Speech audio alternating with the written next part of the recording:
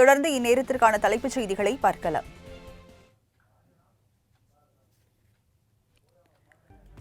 திமுக கூட்டணியில் ஓட்டை விழுந்துவிட்டதாக திருமாவளவன் உடனான சந்திப்பை சுட்டிக்காட்டி அதிமுக முன்னாள் அமைச்சர் வைகை செல்வன் பேட்டி. அதிமுக கூட்டணி மேலும் வலுப்பெறும் எனவும் சூசகம். ஆளுங்கட்சியாக இருக்கிற திமுக கூட்டணியில் ஓட்டை விழுந்து விட்டது என்பதைத்தான் இப்போதுக்கு என்னால் சொல்ல முடியும். இது முதல் கட்டம்.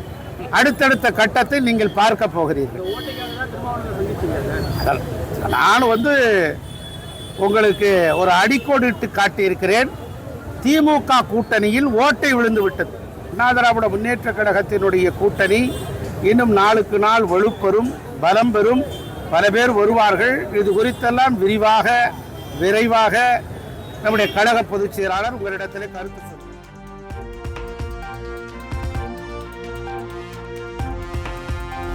தமிழகத்தின் தொழில் வளர்ச்சி தொடர்பாக அமைச்சர் பிடிஆர் பழனிவேல் தியாகராஜனின் கருத்துக்கு முதலமைச்சரின் பதில் என்ன?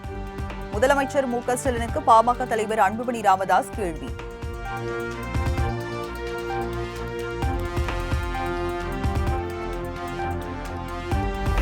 கீழடியை வைத்து மத்திய அரசு பண்பாட்டு, கருத்தியல், கலாச்சார போரை நடத்துவதாக திமுக துணை பொதுச் செயலாளர் திருச்சி சிவா சாடல்.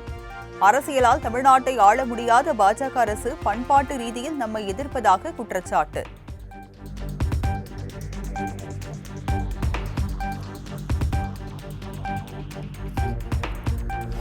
கீழடி அகழாய்வு அறிக்கையை ஏற்காவிட்டால் நாடாளுமன்றத்தை முடக்குவோம் என திமுக எம்பி திருச்சி சிவா எச்சரிக்கை.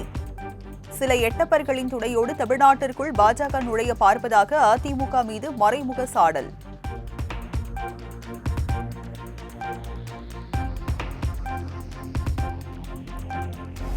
கீழடி அகழாய்வை அங்கீகரிக்க மறுக்கும் மத்திய அரசை கண்டித்து திமுக மாணவர் அணி ஆர்ப்பாட்டம்.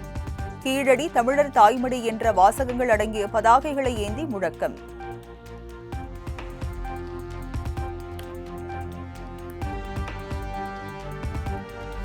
சென்னையில் கட்டடமில்லா குடிநீர் ஏடிஎம் சேவையை தொடங்கி வைத்தார் முதலமைச்சர் மு.க. ஸ்டாலின். மக்கள் அதிகம் கூடும் 50 இடங்களில் இத்திட்டம் தொடக்கம்.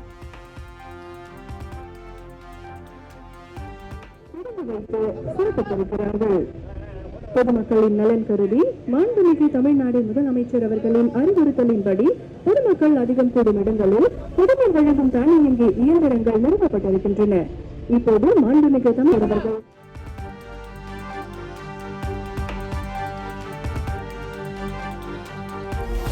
தமிழகம் முழுவதும் 26 கோயில்களில் 49 திட்டங்களுக்கு முதலமைச்சர் மு.க. ஸ்டாலின் அடிக்கல். அறநிலையத்துறை சார்பில் 17 கோயில்களில் முடிவுற்ற திட்டங்களையும் தொடங்கி வைத்தார்.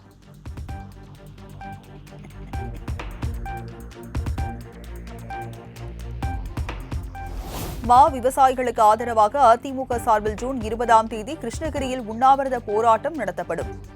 அதிமுக பொதுச் செயலாளர் எடப்பாடி பழனிசாமி அறிவிப்பு.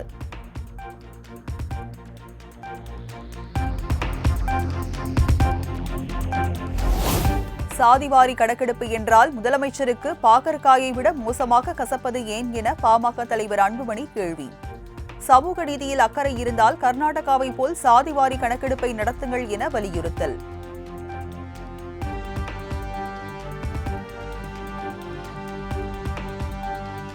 ஆழ்கடத்தல் வழக்கில் ஏடிஜிபி ஜெயராம் பணியிடை நீக்கம் செய்யப்பட்டது தொடர்பாக தமிழக காவல்துறைக்கு உச்சநீதிமன்றம் நோட்டீஸ். விசாரணைக்கு ஜெயராம் குழு ஒத்துழைப்பு அளிப்பதால் நாளைய தினமே பதிலளிக்க உத்தரவு.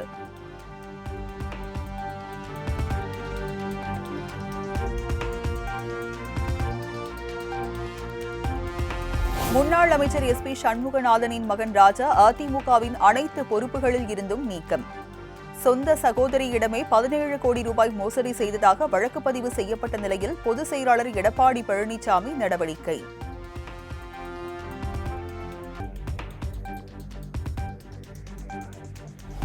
சென்னையில் நடிகர் ஆர்யாவுக்கு சொந்தமான உணவகங்களில் வருமான வரித்துறை சோதனை. அண்ணாநகர், கீழ்ப்பாக்கம், கொட்டிவாக்கம், வேளச்சேரி உள்ளிட்ட இடங்களில் அதிகாரிகள் அதிரடி ரெய்ட்.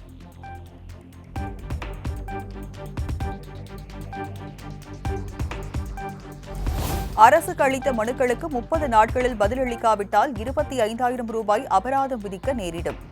அரசாணையை சுட்டிக்காட்டி தமிழக அரசுக்கு சென்னை உயர்நீதிமன்றம் எச்சரிக்கை.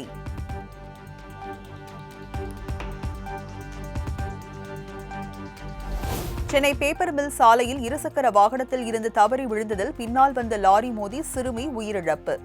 இருசக்கர வாகனத்தில் தாயுடன் பள்ளிக்கு சென்ற போது உயிரிழந்த சோகம்.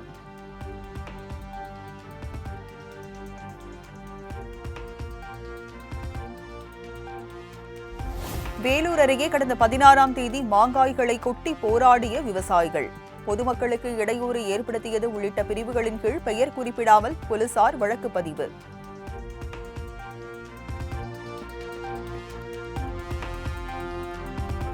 மதுரை விமான நிலையம் செல்லும் அருகே உள்ள விவசாய நிலத்தில் பெரும் தீ விபத்து. விண்ணை முட்டும் அளவுக்கு கரும்புகை எழுந்ததால் பரபரப்பு.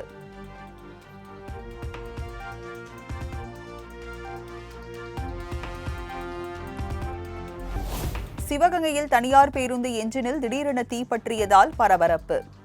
ஓட்டுநர் சாமர்த்தியமாக செயல்பட்டு பேருந்தை நிறுத்தி பயணிகளை இறக்கிவிட்டதால் பெரும் சேதம் தவிர்ப்பு.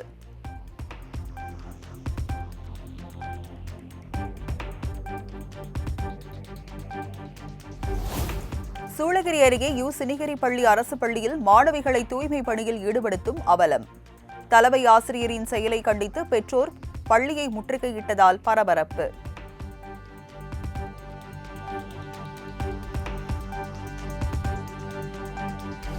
நாமக்கல்லில் சரக்கு லாரி உரிமையாளர்கள் திடீர் வேலை நிறுத்தத்தால் 2400 டன் அரிசி சக்கு ரயிலேயே தேக்கம். தமிழ்நாடு அரசின் நுகர்பொருள் வாணிப கழகத்திற்கு அரிசி செல்வதில் தாமதம் ஏற்படலாம் என தகவல்.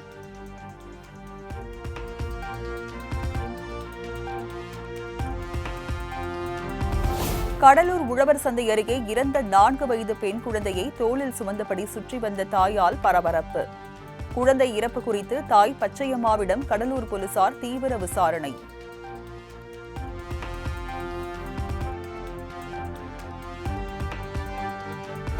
திண்டுக்கல் மாவட்டம் ஒட்டன்சத்திரம் அருகே 2 பேத்திகளை கொன்றுவிட்டு பாட்டியும் அவரது தாயாரும் தற்கொலை. திருமணத்தை மீறிய உறவில் ஆண் நண்பருடன் மகள் வீட்டை விட்டு வெளியேறியதால் விபரீத முடிவு.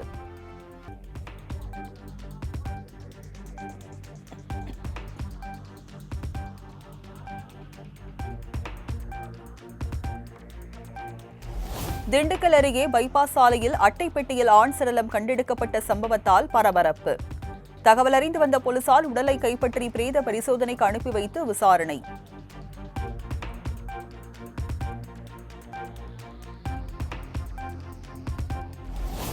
தருமபுரி ஊட்டமலை மஞ்சக்குடம்பில் உள்ள இருளர் குடியிருப்பில் ஆட்சியர் சதீஷ் ஆய்வு. சரியான முறையில் பணியை செய்யாத அரசு அலுவலர்களுக்கு ஸ்பாட் மெமோ வழங்கி அதிரடி நடவடிக்கை. வாணியம்பாடியில் தொழிலதிபரை வீட்டில் கட்டி போட்டு கொள்ளை முயற்சியில் ஈடுபட்ட சம்பவத்தில் 3 பேர் கைது.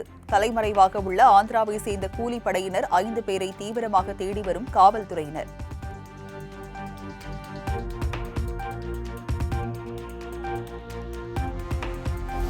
மதுரை உசிலம்பட்டி அருகே பள்ளி சென்று வீடு திரும்பிய 5 சிறுமிகள் 2 சிறுவர்களை ஆடைகளை கழற்ற சொல்லி ஆபாசமாக புகைப்படம் எடுத்த 2 கைது. செல்போனுடன் தப்பிய ரவி என்பவரை வலை வீசி தேடி வரும் போலீசார்.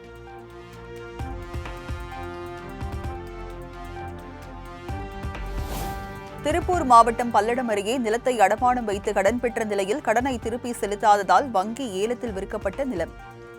நிலத்தை பறிமுதல் செய்ய முயன்றபோது எதிர்ப்பு தெரிவித்து கணவன் டிரான்ஸ்பார்மரிலும் மனைவி டவரிலும் ஏறி போராட்டத்தில் ஈடுபட்டதால் பரபரப்பு.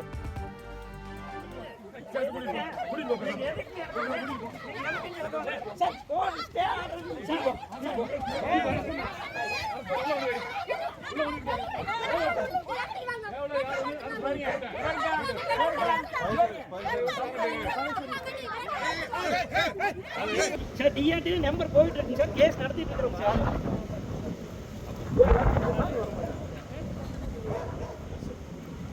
அசம்பாவிதம் நடந்தா நீங்க எல்லாம் போட்டு அது வந்து நீங்க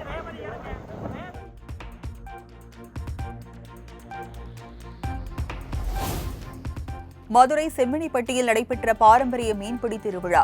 குடும்பமாக வந்து மீன்களை பிடித்து சென்ற கிராம மக்கள்.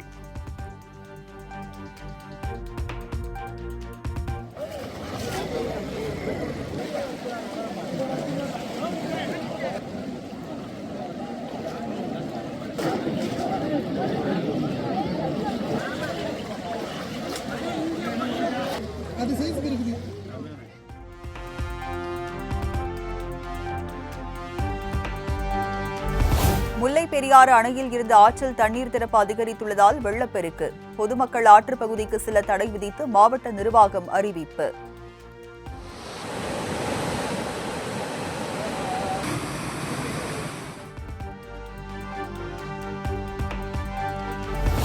தண்ணீர் வரத்து சீரானதால் 4 நாட்களுக்கு பிறகு பழைய குற்றால அருவியில் மீண்டும் குளிக்க அனுமதி. குடும்பமாக வந்து அருவிகளில் குளித்து மகிழும் சுற்றுலா பயணிகள்.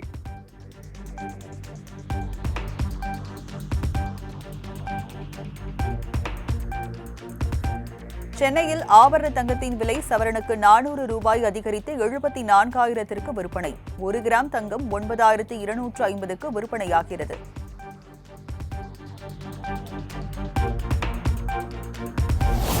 ஆபரேஷன் சிந்தூர் குறித்து பிரதமர் மோடியுடன் தொலைபேசியில் உரையாடிய அமெரிக்க அதிபர் டிரம்ப்.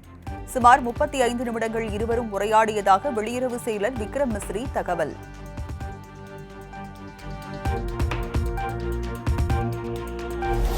தனது 3 நாடுகள் பயணத்தில் கடைசி கட்டமாக குரோஷியா நாட்டிற்கு புறப்பட்டார் பிரதமர் மோடி. G7 மாநாட்டில் பங்கேற்ற பின் விமானம் மூலம் புறப்பட்டார்.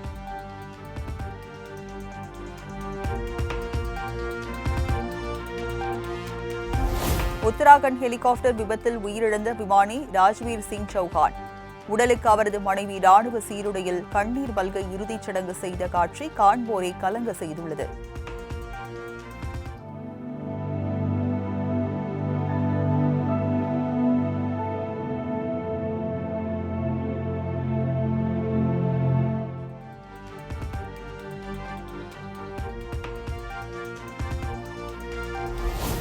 அமர்நாத் யாத்திரை வழித்தடத்தில் ஜூலை 1 முதல் ஆகஸ்ட் 10ஆம் தேதி வரை ட்ரோன்களை பலூன்கள் பறக்க தடை விதிப்பு. துணை ராணுவ படையினர், போலீசார் என 50,000 பேர் பலத்த கண்காணிப்பில் ஈடுபட உள்ளதாக தகவல்.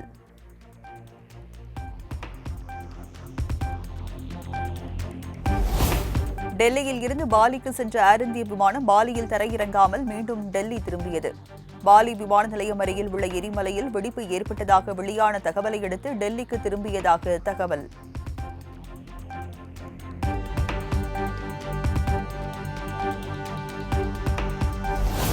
கேரள மாநிலம் எர்ணாகுளத்தில் கடற்கரையோர கிராமங்களில் திடீரென 500க்கும் மேற்பட்ட வீடுகளுக்குள் புகுந்த கடல் நீர். தடுப்பு சுவர் அமைக்க பலமுறை கோரிக்கை விடுத்தும் நிறைவேற்றவில்லை என பொதுமக்கள் வேதனை.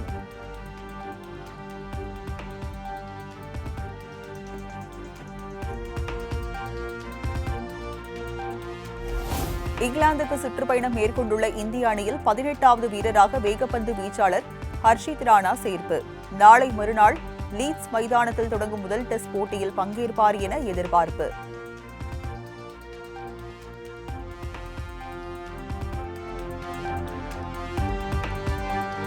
ஜூன் 22ஆம் தேதி சர்வதேச விண்வெளி நிலையத்திற்கு வீரர்கள் செல்ல இருந்த ஆக்சியம் ஸ்பேஸ் ஆக்ஸ் 4 திட்டம் மீண்டும் ஒத்திவைக்கப்பட்டுள்ளதாக அறிவிப்பு.